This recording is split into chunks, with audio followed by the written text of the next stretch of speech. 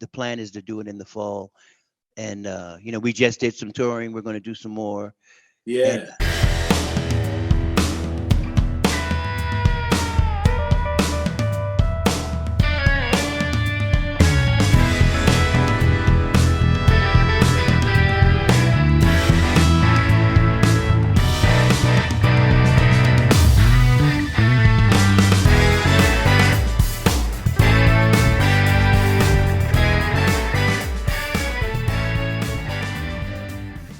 when you're walking around in the streets of town, I just might come and grab you, take you round and round. We'll wash our cares away while the music plays. Learn that to be happy is the only way.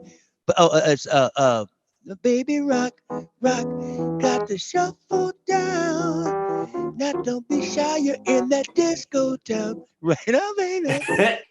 Well, you had to make that transition to still be relevant because disco was so big, it just killed all the good R&B, all the that Ozzy Brothers and Ohio Players, all that good funk. Yeah. Suddenly they had no, even like Earth, as a band as good as Earth, Wind and Fire had to, dance, boogie wonderland, right? Everybody had to like find a way to coincide with disco. Stick with the time. Even Kiss did it. Everybody had it. If you want my da, da, da, da, da. It's like disco was sort of like, it's like all that good R&B and even the good rock music. You know what I mean? You had to have some skill, right? But disco came in and just lowered the bar. You know what I mean? You don't have to be able to play a good beat. You just need to be able to play on every beat. Now we can all be on Soul Train. You know what I mean? Like we can all get. Before it was kind of hard. Now you are. Before it was kind of difficult when the beats were, But disco just came in and lowered the bar. And I specifically remember when gigs just got to be not as fun because we have to put this jokes and storytelling. I'm Mark Riccadonna, with me as always, Richie Byrne, and you guys got baptized by Joe Wooten. Fire. I know, right? It's like it was. I was so into what we were talking about. It was awesome. And I was sitting there going, "Man, I hope they hit record." Now here's the one thing I didn't catch. So were you pro disco or anti disco? Well, it's not that I'm hold on, let me get some of this reverb off of here. I'm not anti disco. It's just disco certainly simplified great music, right? What I was saying before was in the 70s, in the 60s too, in the 60s and the 70s, for you to have music, somebody had to be able to be good at something, right? Mm-hmm. So there was all this great music with all of these great beats, and disco came in and just sort of lowered the bar on the beat requirements. So it's like, what I really remember about the 70s, especially in R&B and funk music, is like all the good songs had great drum beats, Brick House and the Isley Brothers and all they had just great beats. And to be able to play it required some skill, right? So, for instance, Soul Train, right? If you're going to be on Soul Train, you had to or play at the Apollo, you had to really be able to bring it. But disco came in and because not just anybody could come in and play that great music, but disco came in and just lowered the rhythm requirement. Yeah. It's basically you just play on every beat. And now, beat wise, everybody could join in. And it was sort of like, it's almost like, it was almost felt like lowering the bar so everybody could participate. Like now everybody can be on Soul Train because it's interesting because I feel like punk did the same thing to rock and roll at the same time. Yeah, punk became basic bullshit, And it's never that simple, right? It's never that simple because disco became its own grand thing, right? Yeah. suddenly classical music could be brought to popular music, right? Yeah. Yeah, that was cool. You know what I mean? That was like the disco lovers will hate every word that I have to say. But from a musician's point of view, I remember when the quality of the music, it felt to me, the quality of the music and the difficulty of the music just came down. And suddenly, the downside of it economically was those great R&B, funk bands, even rock bands. A lot of them, when the genre changed to disco, it was so complete that a lot of those groups became irrelevant. And you had to have some kind of disco identity to stay relevant. I mean, that's when Earth, Wind, and Fire went from all of that great music they had to get to Boogie Wonderland, right? To stay relevant. And it's a great song. It is. But not everybody was able to make that transition. Like the Ohio Players weren't able to make the transition into disco.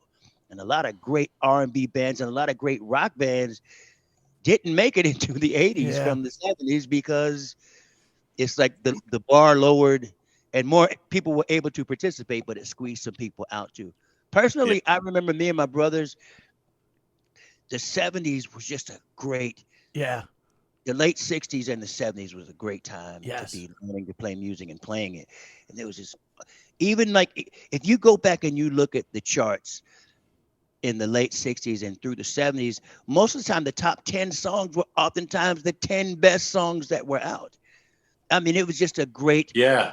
And it was really great also because the only way you could have music is for somebody to be good at it. Right? There was no automation, there wasn't auto-tune, there wasn't sequencing, there was only talent, right? Wow. Or marketing. That's all there was. And then disco comes in, and now you need less of that talent, and you just kind of need that beat. And one foot is in the door. And then it was the beginning of the downward. It feels that way for a lot of people. Now, for the people who love to be on the dance floor, that went to the dance studio and then they went to the nightclub to do those dance steps. You know what I mean? For them, it was beautiful, right? People were touch dancing again. They loved it. But for the musicians, for a lot of the great musicians of the 70s, it was either the loss or the adjustment of a career. Yeah. I can remember the money starting to go down. The money started to go down because club owners were going, we could just get a DJ. Like, we don't even really need a live band. Wow. So, you know what I mean? Record companies started dropping old R&B acts that were now a music of the past because disco was so big. So a lot of the great R&B, a lot of the great rock and roll just fell by the wayside unless, you know what I mean, you developed another identity.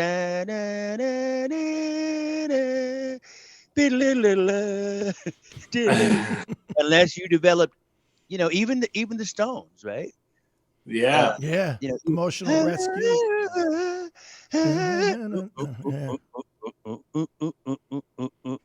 Right.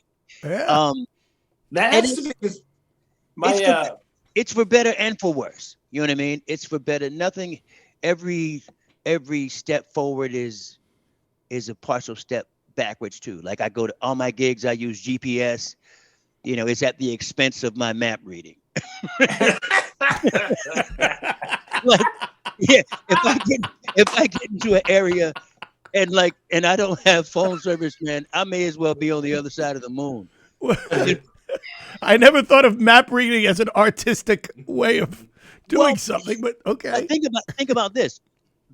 We played for decades without, we did gigs out of town and we got good directions and we read maps and we got to the gigs. Like, we couldn't call from the car and go, hey man, I'm lost. You either had to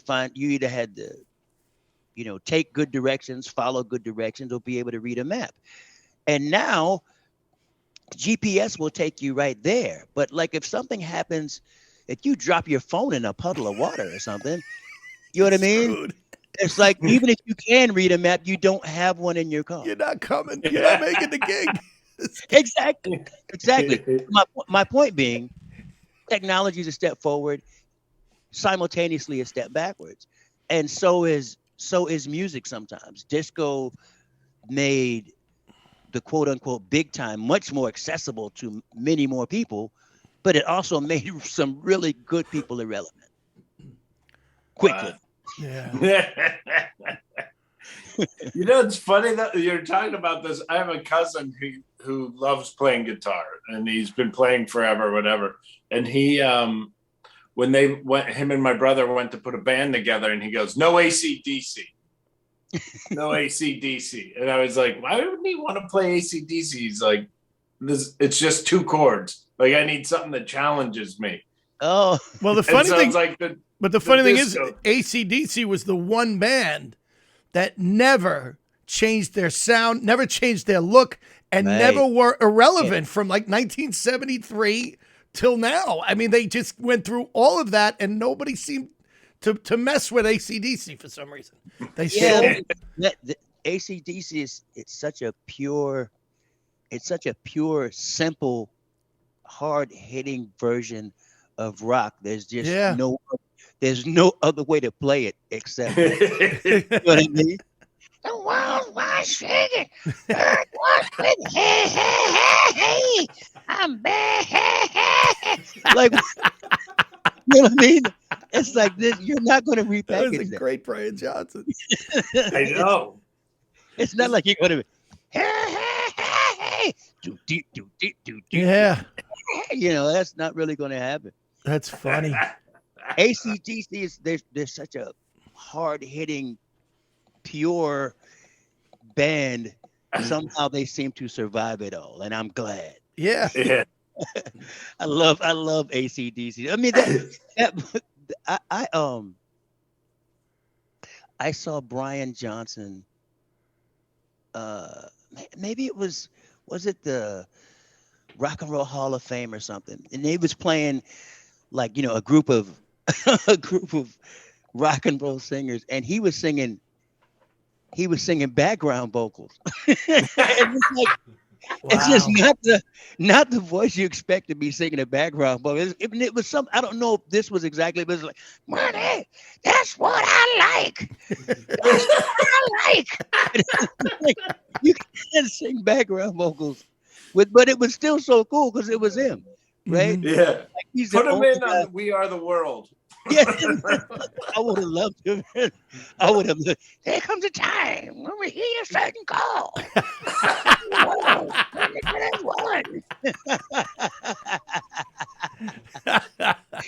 That'd be a good bit, man. That would be a good bit.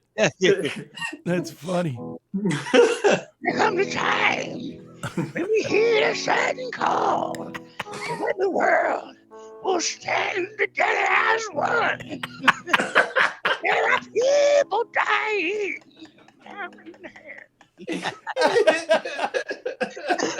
I gotta remember that, man.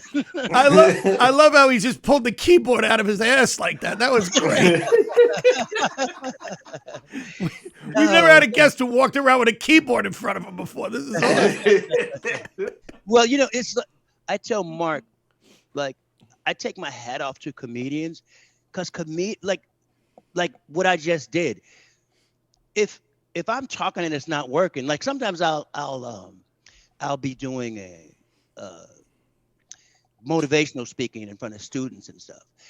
And like, I remember what it was like to be a student, man. Nobody wants to sit and listen to somebody talk for an hour, and you sort of feel the talk starting to die down.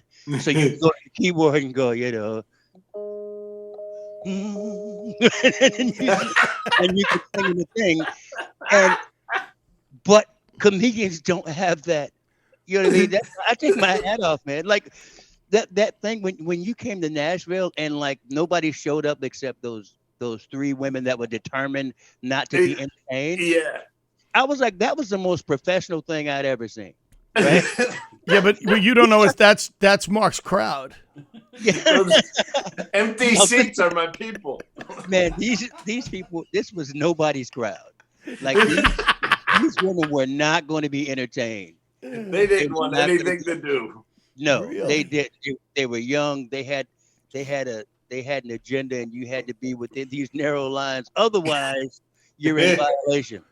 And then I was watching, and it was ingenious, and is, I guess, kind of in a microcosm. That's what comedy does. It's like it finds some joy in dire circumstances. And so here was this place. Obviously, the room hadn't prepared for comedians coming. They hadn't advertised at all. Nobody knew they were going to be there. And the couple people that showed up were determined to not be entertained. And even in that, Mark made this great time that used their misery as this tool for which is why, like, as a keyboard player, I could always go to the keyboard, right? If I'm talking and I'm saying some stuff and it's not going, depending on the crowd, I can. There's always something I can do on the keyboard. I wish I'd known, Joe. I would have brought you up. In the next 5 minutes, Joe's going to solo. That's specifically why I left the keyboard at home.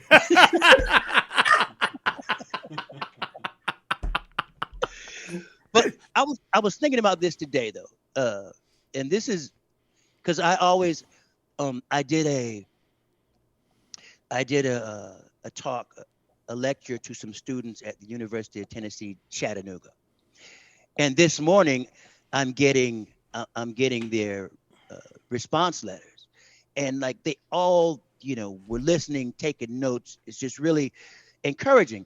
And one of the things that I'm teaching them was showing them, I was using the analogy of music, like music, you make music from this, right? Which is a mess. And what music is, it's the sound of intelligence meeting the mess, right? And giving all these differences forward. So music, the creation of music has all these analogies that pertain to life, right? Like how you take this and turn it into music is the same way that you take the mess out in the world and turn it into civilization. Like, a path forward for notes is music. A path forward for people is civilization, right? And you make it the same way, rhythm and harmony, which is basically respect and working together, right? And they got the analogy. It's beautiful. So I'm thinking, like, what is the comedy analogy, right? What is the comedy? And what I was realizing is comedy is similar to music in that it brings joy, right? In that it brings joy to it.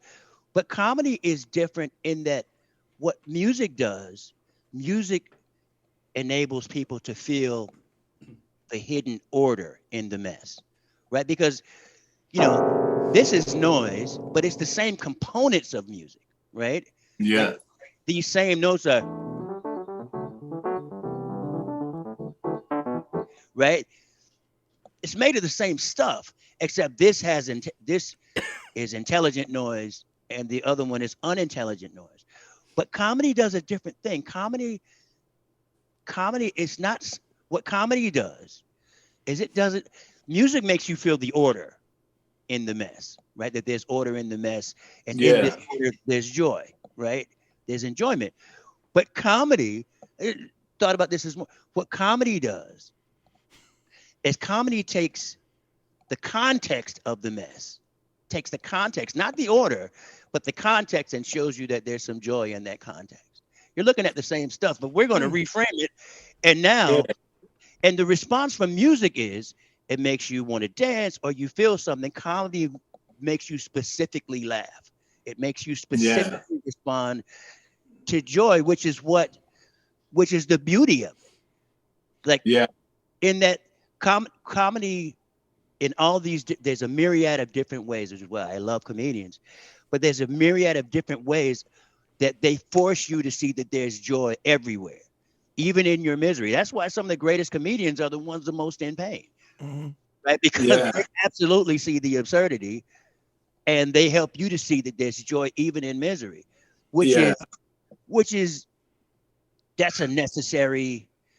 just a necessary thing in life, because some people are going through it and don't see any joy, and a comedian will come and show and not force you, but do what they do in a way where you can't miss the joy. There you are, laughing at the fact that, a lifetime is only, 36,500 days, of which 12,000 of them you're going to be sleeping, right? If you had a dollar for every day you lived to be alive, even if you lived to be 100, you couldn't even buy a good car. But it's interesting because like the old school comics were more where it was presentational, where it was, I'm showing you a polished act. And that to me seems more like music, where modern stand-up is where you're presenting it in a way that you're making it look like you just came up with it. Right. Like it's almost improvised. It's more like jazz, I guess. Yes. No, you're absolutely right. But what it does is it gets a person to interact with the joy that is everywhere. Yeah. In a way that they can't do it by themselves. And I mean, if you think about what a master you have to be, or how much feel you have to have for circumstance to be able to extract that out of any situation from any group of people, right? And that's what a comedian has to do for a career. But if people learn to do that from time to time, you can endure, right? When your waters get ready to get cut off, you know what I mean? or whatever that circumstance is, right? To be able to extract that joy from it. Yeah. And it's how comedy and music are similar, but it's how they're different also. Music does it by order, right? Rhythm and harmony. If you find like harmony, there's a interestingly enough, Weird Al Yankovic has a bassist. I forget his name. He's a friend of my brother Victor. But he does this thing. He said, if you take any two notes that are in harmony, right? This is F and A. If you slow that frequency down 7 octaves, that frequency that you hear as a tone, you'll start to feel as a rhythm, right? Like if you remember Edgar Winter, right? Yep. And live, he would do this thing with the synthesizer, and he had this super high note he keep lowering. Yeah. Right. It's the same note, right? But when you lower it down, that frequency that you hear as a tone is now a rhythm that you feel. And then he take a drum solo with right? And he's just he's brought a tone down. Well, essentially, harmony is really rhythm. Harmony is just sped up rhythm. When you speed it up, what you experience as rhythm, now you experience as tones. And you find out that these notes are really just sped up rhythms, right? Some of them you slow them down, right? It's pretty amazing. Well, so that's what music works in. Music works in making you feel that order. But comedy doesn't really work with order. It works with context, right? It works with context. It's the same face. We make the nose just a little bit bigger.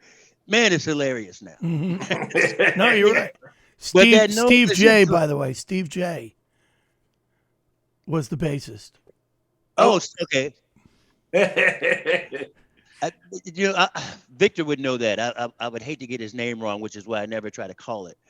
But if there's a mistake, I'll let it be from you. Well, you just learned what Mark does. You gotta tell Richie about how you and your brothers got started. It's so insane, man, how young you guys were. It's funny. So my brothers and I, we are getting ready to release some new music, and we started playing really, really young, so we're also planning on telling our story. I don't know if it's going to be a book. Hopefully, it'll be a movie. You know, we're hoping we can get Spike Lee to tell our story eventually, because we interacted with his aunt, who was a jazz pianist. Oh, really? And, I didn't yeah, know that. and she was talking about, she had this nephew, and his music is not his thing. He's into film, and he was just a kid back then. It's like 1980, 81 and 82. So in telling the story, I've been finding out more about our story. So there's 5 brothers. Victor's the youngest. Victor's the bassist that most people know about. Mm-hmm. He's in Rolling Stone magazine and Bass Players magazine's top 10 electric bassists of all time. Wow. Right? Dude, I just found in my house my old roommate's CD collection.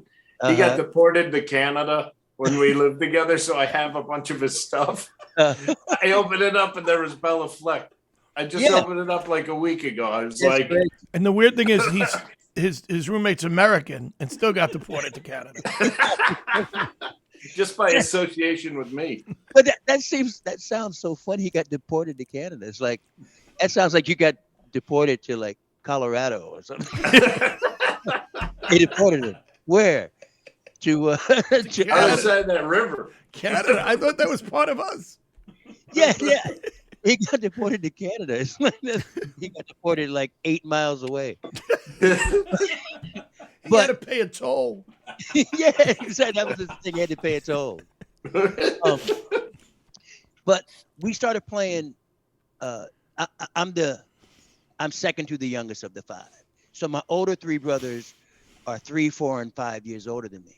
So my dad fought in the Korean War in the Army, told my mom he was going to get out, and he got out, but he re-enlisted right away in the Air Force. So she wasn't too happy about that. Fortunately, they stayed together and started having boys all over the United States. So my 3 older brothers were born, boom, boom, boom. Like Reggie and Roy are 10 days inside of a year apart. Wow. They're not even a whole year apart. Irish and then twins. Rudy was only 13 months after that. So they were like almost one child, Reggie, Roy, Rudy, right? So your dad wasn't overseas a lot at that time. Well, he was home enough, you know what I mean? He was at least home 5 days. Yeah, proof that he wasn't just playing music. No, my parents weren't musicians, right? They weren't musicians. But so but they had rhythm. Evidently, soulful people, really soulful people. So when we were stationed in Hawaii, I was in kindergarten, and my older 3 brothers were in elementary school, and the school issued instruments, the ukulele, and the recorder. So Reggie took Roy's ukulele. Reggie's the oldest. Took Roy's ukulele. He could play everything. I mean, he played with the radio. I never remember him sounding like he was learning to play. Wow. Right? And Roy was beating on everything. Let Reggie take his ukulele. He was beating on everything. And Rudy was just like Reggie on the ukulele, except he's blowing the recorder. He could blow everything. I never remember him sound like he's learning to play. Wow. So Reggie tells the story. He said he's just trying to think of something that the 5 of us could do, together. That'd be fun. And he said he remembers sitting on the curb, 10 years old, and he says to me, Joe, man, if you learn to do this, and Vic, if you learn to do that, we can have a band. So there was a little toy Schroeder piano, and he said, man, that's all you need to do. Right? And I was like disinterested. That's all you need to do, man. You're going to be good, man. You're going to be. And then he takes a ukulele and takes a ukulele. gonna wait till the midnight hour. Wow. And immediately, just like that, I'm joining in on one of my favorite songs. And I was hooked. And he gave Victor the little wind up Mickey Mouse guitar. And that day, my brother Roy calls my mom, Mom, we got a band. Mommy, we got a band. And my mom was always full of praise for us. Well, practice, because when I come home, I'm going to want to see it. I'm going to want you to be good. And that day, we had like a little concert out in the yard. Victor's 2 years old.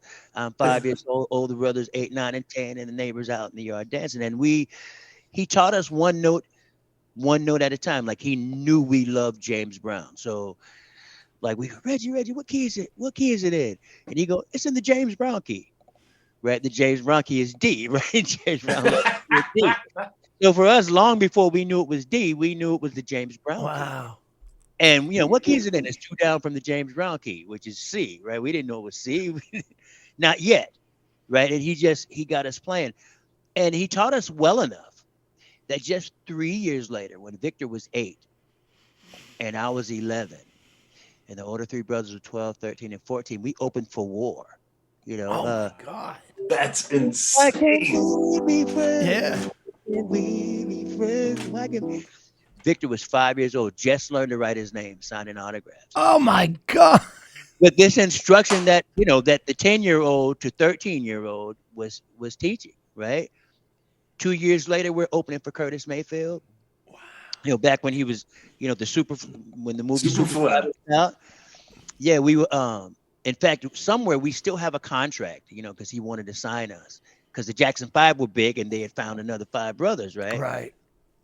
And except we were moving from California. We were moving from California to Virginia because both my parents were from North Carolina, and we had relatives in North Carolina and Virginia. So we moved to Virginia and kept playing, and sort of became the big fish in the little pond. Like that poster back there has the Wooten brothers. It says 8-year-old Victor Wooten, the bass ace, and then that green poster back there underneath my picture, that's an old Curtis Mayfield poster. Wow. Back in 1972. The funny thing about that poster is they spelled our name wrong. So we're the Wooten brothers. Well, they were good too. They're really talented, but they never move. They never move. So we moved to California. I'm sorry, we moved from California, got to Virginia in 1972 Halloween night. And we became the big fish in the little pond there. Like when the R&B acts came in, we were like the local support. So we opened for the Temptations, we opened for Ramsey Lewis and some other jazz guys, and we opened for Stephanie Mills. So Stephanie Mills her management took an interest in us, took us to New York. We did a showcase and everything, and she had a keyboard player. Keyboard player's name was Kashif. And Kashif was like, I really like the way the band sounds. There's a good chance that I'm going to be able to do some production. I want to produce the brothers. So a couple years go by, and sure enough, we get a call from Kashif. He's producing for Arista Records. And by then, he had some hits. You remember that song by Evelyn Champagne King? Yeah. The way I feel about you. Yeah. There just ain't no doubt about it. I'm in love. He produced that. Okay. Right? He produced a hit with George Benson called Inside Love, and he produced some Melba Moore and that song. There's a song by Howard Johnson. Ooh, so fine. Mm-hmm. Fine, you blow my mind. Boom, boom, boom, boom, boom. So Kashif was the hit maker for Arista. So he was like, called us. He wants to produce us. Well, we weren't really surprised. We knew we were talented. We knew it was going to happen eventually, right? So we go to New York, and the first thing was, he convinced us, we want to make a great record, right? And he got us I think he got us about $150,000, for a record budget in 1983, 82 or whatever that was. Which is a big, that's a big budget for a young R&B band, right? And the first thing he did was convinced us to take a small per diem to save the money to make a great record, right? So we took a small per diem, and we saved the money for him. and we learned How do the I hard get his job? Yeah. well, you have to make some hits, you know what I mean? Like and truth of the matter was he was the hit maker and we were young upstarts willing to do whatever we needed to do to to get to the next level. So, we signed and we took a small per diem, just a little bit of money each week. We're staying with my uncle in New Jersey, and he was in a wheelchair. So we're staying in his like 2-bedroom, half of the duplex, 5 brothers and him. And, we're saving the budget, right? And Kashif was also an artist. So he had a record to support. So, that put our record on hold. So he took Roy and I and his band. The other 3 brothers went back to Virginia. Well, they can't gig without the drummer, the keyboard player, and the lead singer, right? So we did the Kashif tour, and we're opening for Gladys Knight and the Pips and James and Jay and Chaka Khan and Frankie Beverly and Mays, and we're doing that thing, but our record is not happening. So we do that tour, and then we go back to our record, and he's also producing Kenny G. So at one time, Kenny G and we were sharing the same duplex. And like, Chief would waste our time in the morning. And right when we get going, it's time for Kenny G, who's supposed to record in the evening. And, Kenny G would have to wait for us to get done. And sometimes neither one of us would get any work done. And then we sit up all night lamenting, And he, along with the money that he was making off these hit records, he had our budget, had Kenny G's budget. He bought Jackie Robinson's old house. So there we were living in it felt like Cooperstown. We're living in Jackie Robinson's house. There's a picture of him still in the World Series on the wall, big giant pair of his golf shoes, pictures of him and the black boxing champions of the time. You walk down to go in the studio, you walk past his National League MVP plaque is still on the wall. Magnificent. We're broke as heck, though. We're broke as heck.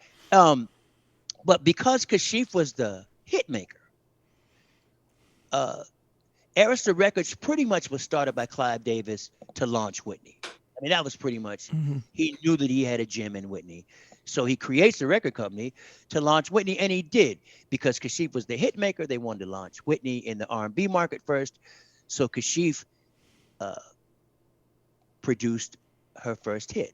So we signed to Arista Records the same time that they signed Whitney, same label, same producer. She just signed a great deal and we didn't. But when she sang You Give Good Love, I was right there on the other side of the glass. I mean, there was nobody in the studio except me, Kashif, and Whitney. I sat there and watched her sing it. I watched him, concoct the idea of taking half of the writers. He was like, this song is so different than the way it came in. And I'm thinking, it's not really. And he says, I should take half of the writers. So when you look, you see it says Lala Kope and Kashif. But, Whitney she was as greater than they knew she was going to be. My brother played drums on her debut single, You Give Good Love. No. He played live hi-hats, live cymbals, and all the drum fills over the drum machine, right? And then there's a song on if you go on that album, there's a song on her debut album called Thinking About You. That's me singing along with her. I keep thinking about you. We were in the mix, right? We were in the mix. You guys were the house band. We just signed a terrible deal, and it almost sunk our career. So, like, we did that tour. And then we sort of wasted another year not getting any work done until it was the next summer. And we did that tour. And then we wasted most of the year again. And my brother Roy and I went, look, man, if you start something on a third tour, we're just going home. We're not saying any words to anybody.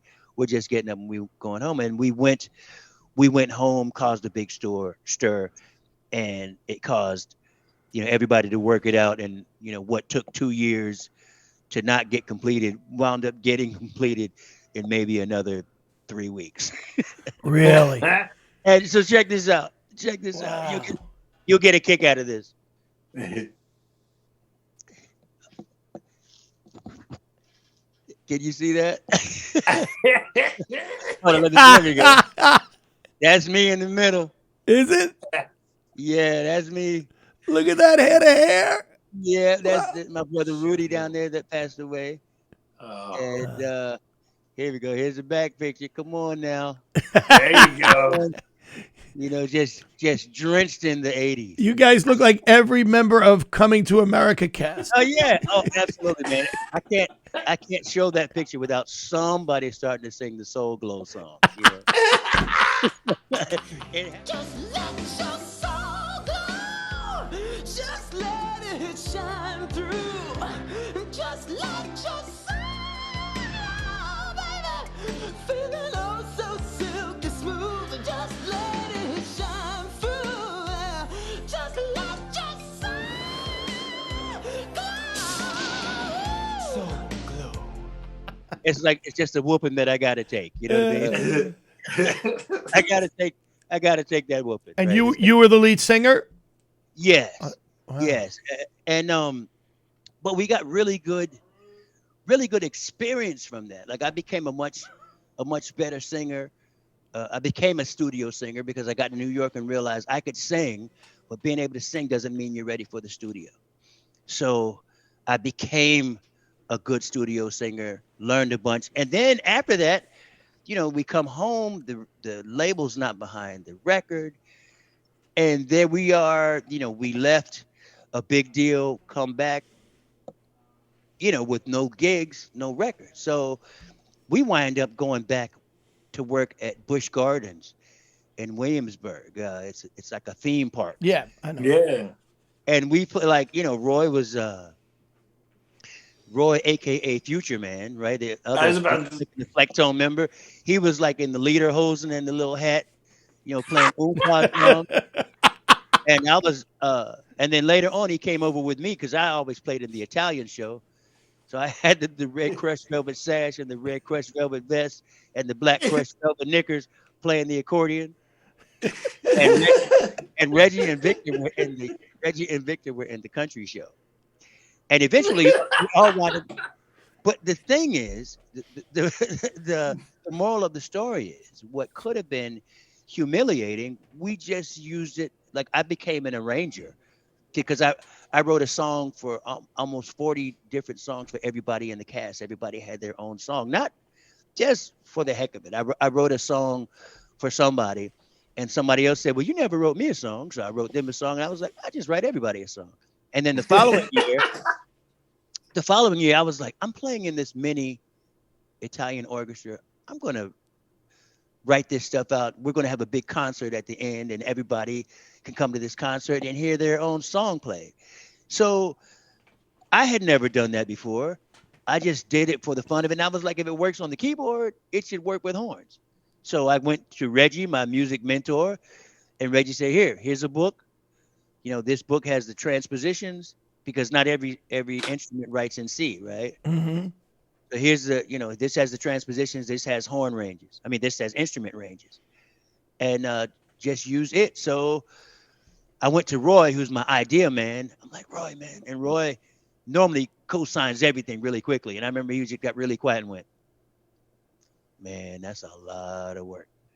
And I was like, he's normally more excited than that. And over the course of the summer, in between shows, because I was the only accordion player, so I never had a day off all summer. I played every day, and in between shows, I wrote this music. And at the end of the year, I did exactly what I planned to do. And for the fun of it, I became an engineer. I became an arranger. A couple of years after that, all four of us wind up playing the country show. And like we're the best country band you've ever seen. I mean, Wow. little did we know that we were all going to be moving to Nashville, right? Wow. Going to be moving to Nashville. And while Roy and I were in New York, trying to get the record done and traveling around with Kashif, Victor and Reggie were just, they're just getting better and better and better. I remember coming home and Victor walked through the door and Victor says, man, playing with your thumb like Larry Graham, we call it thumping. And Victor was like, man, he said, I can thump Paganini, right? And Paganini is like the world's greatest violinist, right? And his known for virtuosity. And Victor could do it, play all of it, just putting an accent on every note with his thumb. And the moral of the story is, what could have been humiliating, we wound up using it to make ourselves better. And we're still, everybody else in the story has passed away, and we're still doing it. I've been with the Steve Miller Band for 30 years. Wow. 30. It was 30 years. 30 years to my first gig with him was on Earth Day, April 22nd. Is that crazy? Cool. Yeah. Man. Now, how do you go? So how did you meet up in the? I love how we're an story? hour in and we're just getting to Steve Miller. Well, the way that happened. So Victor, okay, go back to the country show. So in the other cast of the country show was a fiddle player named Kurt Story. He was known as the Fiddlin' Bear from Nashville. And Bela Fleck was like, he was playing in this band called Newgrass Revival. Operator wouldn't do nothing bad in Rouge. He was in that band. And Bela was going on his own. He was going to be featured in this special called the Lonesome Pine Specials. Kind of like the Lonesome Pine Specials was sort of like Austin City Limits. And he's looking for a band. Well, Kurt Story knew Bela Fleck. And he was saying, Bela, the best bass player in the world lives in Virginia. His name is Victor Wooten. So Bela calls Victor. Victor plays for him over the phone. Bela says, come to Nashville. So Victor comes to Nashville. Bela's auditioning drummers for this special. Victor says, Bela, I got a brother that's doing some stuff on drums you've never seen before, right? So on Victor's recommendation, Bela calls Roy. And Roy, comes to Nashville. So there was a guitar competition that Victor was going to enter on bass.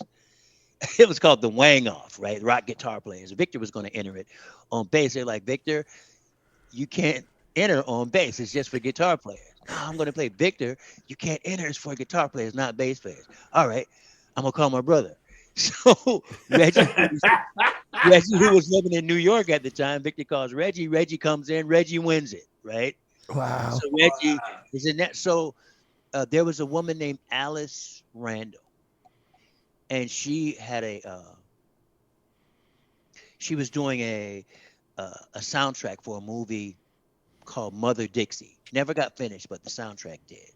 She needed somebody to sing the title track, but she didn't want, just another country singer. She wanted a soulful singer. So she goes to Victor. Victor, can you sing this song? Victor's like, I'm not really the singer in the family, but I got a brother. Right? Are you guys sure you're not Italian? Every time somebody goes, I got a guy. Know. Don't worry about it.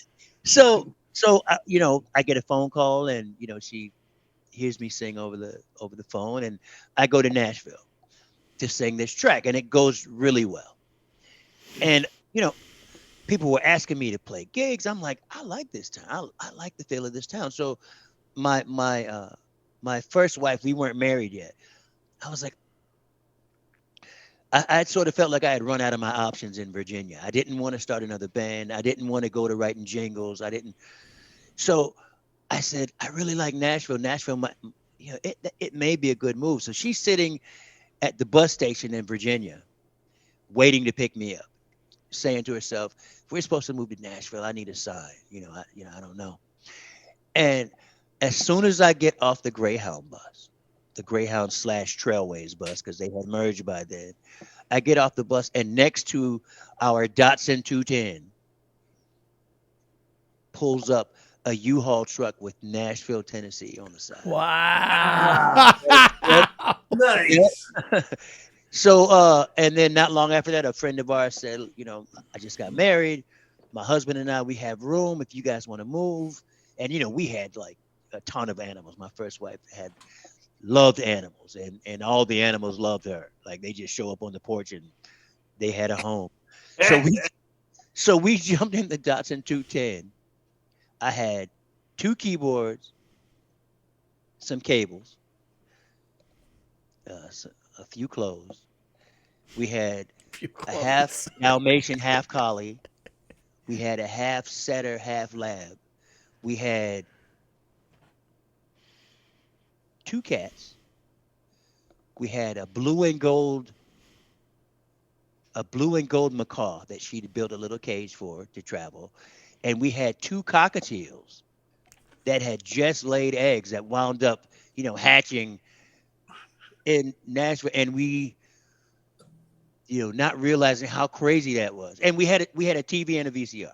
And I had 2 waiter stands to put my keyboards on. And we jumped in that Datsun 210 and we drove, 12 hours or whatever it was. You should have just gotten a U-Haul. I should have gotten a U-Haul. Would have been there eventually. Should have. But we rode car just loaded. And we moved to Nashville. It seems crazy now. It seemed logical then. And that was September 18th, 1990. And 1993, I'm doing a recording session.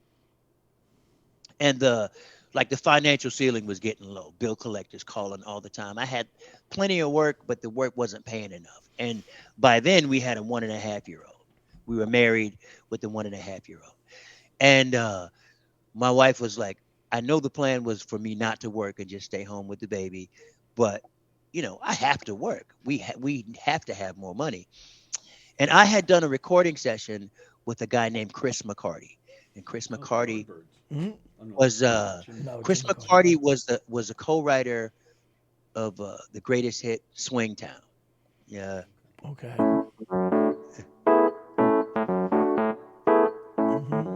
Come on and dance. Come on. So and dance. he told me about the opening in the Steve Miller Steve Band. Miller. And like people tell you stuff all the time. I was like, I kind of blew it off and just concentrated on doing a good session. I had 2 sessions with him. And my car was broke down at the time, so I was riding with him. Second day, he said, look, man, you need to send that audition tape off yesterday. It said, Steve, he does all his work in about a 3-month span. The rest of the year is yours. You've made all your money for the year. Wow. He said, you'd be perfect for the gig. And then he gave me Steve's mailing address. And I'm like, okay, if he gives me a mailing address, I'd be really negligent, right? not to send something in. So I had just bought some sequencing software from a friend of mine named Mike Webb. And so I did a funky loop of abracadabra, because abracadabra is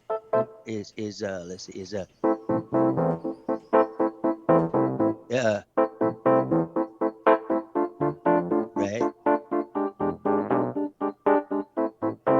That's the song. I did.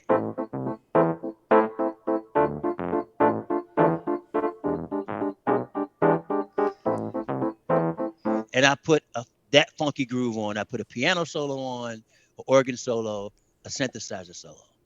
And then I had just done a sound-alike version of Boyz II Men's a cappella, It's So Hard to Say Goodbye to Yesterday, because I knew singing harmony was part of the gig.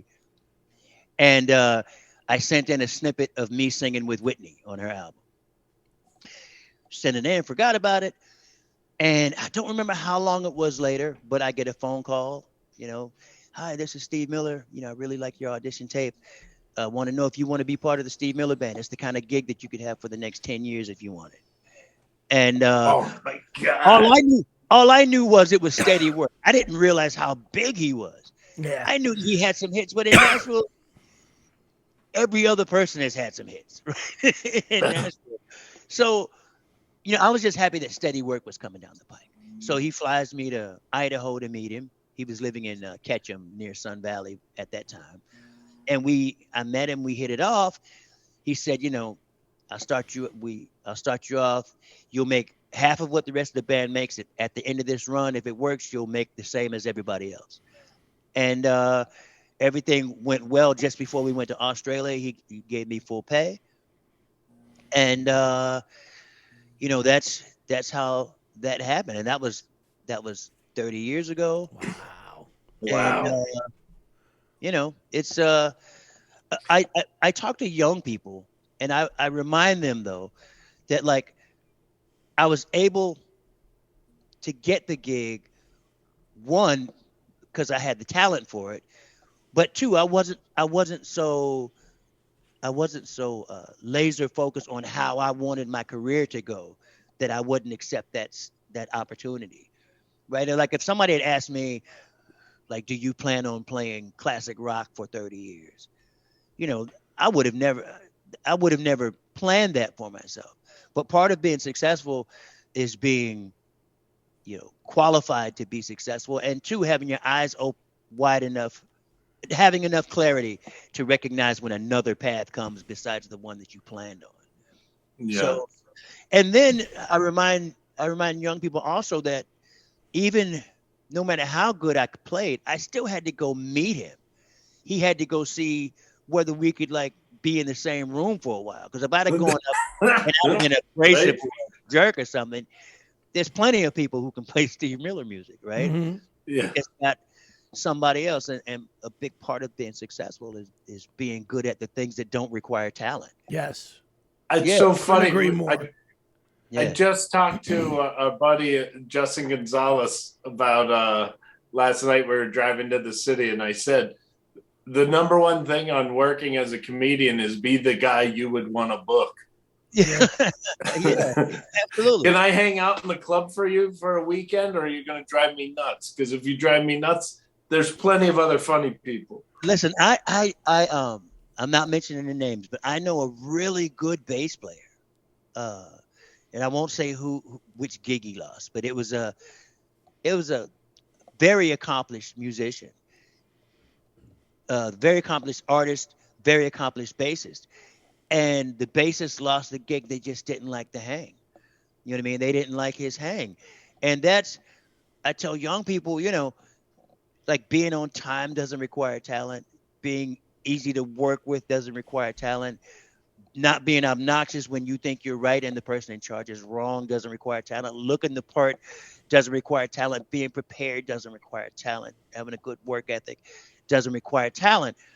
But if you're not good at those things that don't require talent, you'll never get a chance to use your talent.